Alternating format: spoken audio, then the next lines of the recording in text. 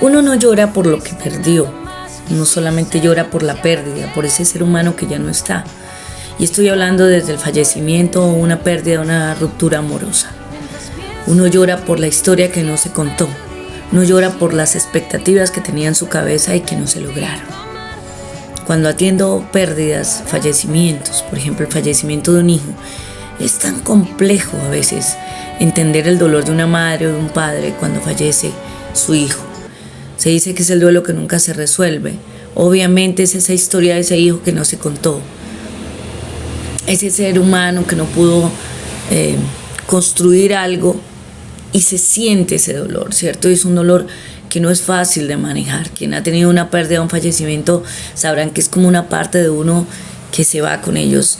Y es muy difícil, por los duelos que he pasado de mi padre, mi hermano, es complejo a veces entender ese dolor. Solamente quien lo vive es quien lo entiende realmente. Y también pasa cuando suceden las rupturas amorosas, cuando hacemos un quiebre en nuestra vida amorosa, cuando las cosas no se dieron como pensábamos, cuando añorábamos que la situación fuera distinta. Entonces uno no duela solamente la persona que se perdió, la persona que se fue, sino uno duela también, o se hace el duelo a través de lo que no se tuvo, de la historia que no se contó, de esa historia que quedó como en puntos suspensivos y que no hubo un punto final, y uno se mata la cabeza a veces y crea historias aquí en su cabecita que cuando no se cuentan, pues es el dolor de no solamente la persona que se fue, sino el dolor de la historia que no se contó.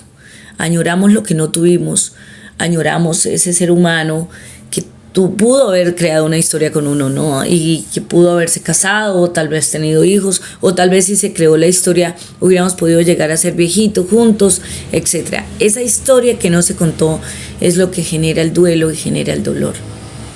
Pero lo que siempre le digo a los pacientes, cuando generamos una pérdida, cuando hay una pérdida afectiva, cuando algo se quiebra, pues hay que ubicarnos en las expectativas, hay que aceptar que no fue esa historia, hay que aceptar que esa historia no se contó, tal vez no se contó como tú querías que se contara, como yo quería que se contara, pero se cuenta de una manera distinta y se acepta que ya no se está con él y se deja de rogar y se deja de humillarse y se deja de perder la dignidad.